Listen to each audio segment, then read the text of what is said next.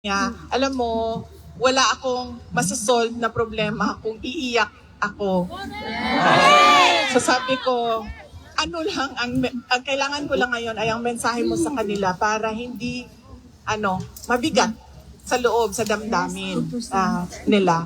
At sinabi niya na, as a Filipino, I never surrendered my country to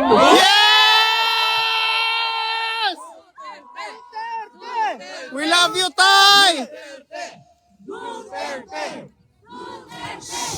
At sinabi niya, wala kayong masabi na meron akong Pilipino na binigay sa mga dayuhan. Correct!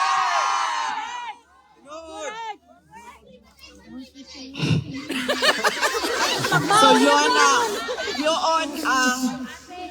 Si Bangaga ang yun buwan! ang mensahe niya nung tinanong ko siya kung ano ang specific mo na mensahe sa mga umiiyak. Parang hindi ata yun papatigil sa iyak nyo. Unfortunately, yun ang mensahe Yan ang niya. bodyguard, Yun ang yan ang bodyguard, sentiments guys. niya.